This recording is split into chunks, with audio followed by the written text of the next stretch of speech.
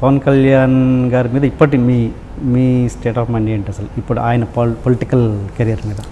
నేను యాక్చువల్గా follow అవ్వట్లేదండి. So ఆనెస్ట్గా ఇప్పుడు పాయింట్ ఏంటంటే నేను ఎప్పుడు ఒక వాతావరణ సూచనలాగా అప్పుడు వర్షం పడినప్పుడు నేను రియాక్ట్ అవుతాను.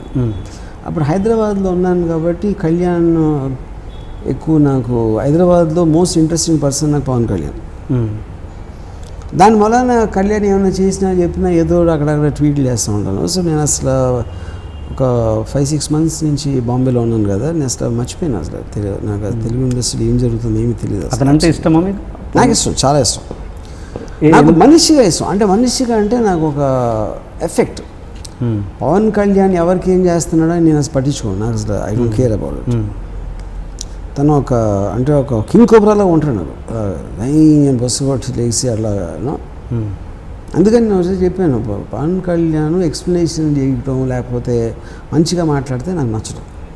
ఓకే, ట్రక్ అని హై స్పీడ్లో వచ్చి డైలాగ్ చెప్పేసి, అండ్ రియల్ లైఫ్లో కూడా హై స్పీడ్ ఎఫెక్ట్ ఉంటుంది. కళ్యాణ్ కొన్న ఇంటెన్సిటీ కానీ, తన ఐస్ కానీ, తనకున్న ఒక బాడీ లాంగ్వేజ్లో ఒక కాయిల్డ్ కోబ్రాలా ఉంటాడు, బ్లాక్ మెంబర్. అది ఆ ఎఫెక్ట్ నాకు ఇష్టం కళ్యాణ్ అంటే. తనతో సినిమా చేసే ప్లాన్ ఎప్పుడైనా ట్రై చేశారు? చెప్పాను, స్టార్స్ తోటి ఎవరితోటి కాదు. చిరంజీవి గారు మొన్న 150 సినిమా మీద ఒపీనియన్ ఏంటి?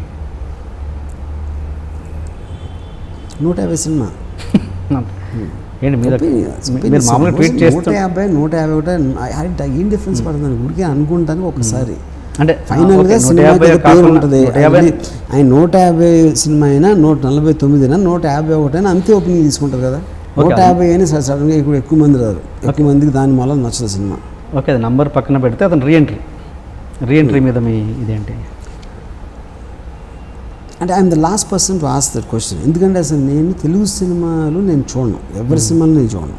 అంటే ఇప్పుడు చిరంజీవి గారి సినిమా గురించి కామెంట్ చేయడం అనేది మీనింగ్లెస్ అసలు. ఓకే, చాలా ప్రజలు తెలీదు, సినిమా తెలీదు, ఎవరు తెలియదు. మన చాలా రోజుల తర్వాత ఆయన స్టేజ్ మీద పర్ఫామ్ ఇచ్చారు, అది మీ దాకా వచ్చిందా? నేను చూడలేదు. ఓకేనా, డాన్స్ పర్ఫార్మెన్స్.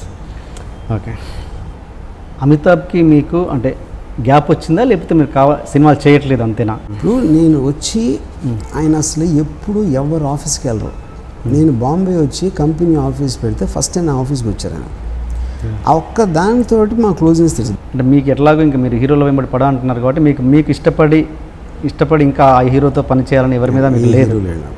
ఓకే, మీరు సినిమా ఇది బాగా తీశాను అని మిమ్మల్ని డిసప్పాయింట్ చేసిన సినిమా, లేకపోతే అసలు ఇది చెత్త సినిమా అన్నది హిట్ అయిన సినిమాలు రెండు చెప్పండి మీ కెరీర్లో. నా సినిమాలో ఈ సినిమాలో ఇప్పుడు ఒకటి, నేను సినిమాని టోటాలిటీలో చూడలేను. ఎందుకంటే సినిమా అనేది నాకు యాజ్ అ డైరెక్టర్ ఐడియా వచ్చినప్పటి నుంచి, డెసిషన్ తీసుకున్నప్పటి నుంచి, ఎప్పుడు నేను దాన్ని ఏ సీన్ ఎప్పుడు ఐడియా వచ్చింది, ఏ పాట లేకపోతే కాస్టింగ్, డైలాగా, పర్ఫార్మెన్స్ అన్నీ ముక్కలుగా తయారయ్యి ఒకసారి అన్నీ వస్తాయి. దాని మీద టోటాలిటీలో ఒక డైరెక్టర్కి జడ్జ్మెంట్ ఇవ్వడం అనేది జరగదు, అది నాట్ పాసిబుల్ అసలు. అప్పుడు అదొకటి. రెండోది, నా మైండ్ స్టేట్ నేను స్టార్ట్ అయినప్పటికీ ఎండ్ అయినప్పటికీ లేకపోతే తర్వాత ఎప్పుడో చూసినప్పటికీ, ఇందాక చెప్పాను నాకు శివ నాకు చాలా బోర్ కొట్టింది. ఎందుకు ఆ మైండ్ సెట్ నాకు లేదు ఇప్పుడు అసలు. ఓకే, సో అప్పుడు నేను అదే మనిషిని కాదు, వేరే మనిషి సినిమా చూస్తున్నట్టు నేను తీసినా కూడా. సో అలాంటప్పుడు నా సినిమాల్లో టోటాలిటీలో ఏది బాగుంది ఏది బాగాలేదు అనేది అసలు నాకు ఐ డోంట్ ఈవెన్ థింక్. ఎందుకంటే నేను సీన్గా చూస్తాను, కానీ ఎప్పుడైనా టీవీలో అసలు నేను మొత్తం సినిమా నేను ఫైనల్ మిక్సింగ్ అయిన తర్వాత ఒక్క సినిమా కూడా నేను చూడలేదు. ఓకే, అనేది రిలీజ్ బిఫోర్ ఒక ఎక్స్పెక్టేషన్ ఉంటుందిగా సినిమా ఇది బాగా రిలీజ్ బిఫోర్ ప్రతి సినిమా ఉంటుంది వితౌట్ ఫెయిల్. ఎందుకంటే ఎక్స్పెక్టేషన్ లేనప్పుడు ఎందుకు రిలీజ్ చేస్తాను సినిమా? ఓకే, ఆగ్కి ఎంత ఉందో సర్కార్కి ఎంత ఉందో ఆగ్కి కూడా అంతే ఉంది. Okay, okay. ఇంకా నెక్స్ట్ ఇప్పుడు తీయబోయే రాయ్ కూడా అదే గ్యాంగ్స్టర్స్ సినిమా అండి, మళ్ళీ కొత్త బ్యాక్ సంథింగ్ లైక్ దట్ అండి. రామ్ గోపాల్ వర్మ గారి నుంచి ఏదైనా కొత్త బ్యాక్డ్రాప్ ఎక్స్పెక్ట్ చేయొచ్చా ఫ్యూచర్లో? ఇప్పుడు మొత్తం ఇండియాలో వెరైటీలు తీసిన director leaders. First of all నేను గ్యాంగ్స్టర్ తీసాను, పొలిటికల్ రౌడీజం తీసాను, ఫ్యాక్షన్ తీసాను, లవ్ స్టోరీస్ తీసాను, కామెడీస్ తీసాను, ఒక కేపర్ ఫిల్మ్, అడ్వెంచర్ ఫిల్మ్ తీసాను, అండ్ హారర్ సినిమాలు తీసాను, థ్రిల్లర్లు తీసాను. ఇవన్నీ అయిపోయిన తర్వాత మళ్ళీ నా నుంచి కొత్త మీరు ఒక్క డైరెక్టర్ పేరు చెప్పండి, ఇన్ని జానర్స్ తీసిన ఎవడన్నా ఉన్నాడేమో అసలు మొత్తం ఇండియాలో ఒక్క డైరెక్టర్ పేరు చెప్పండి.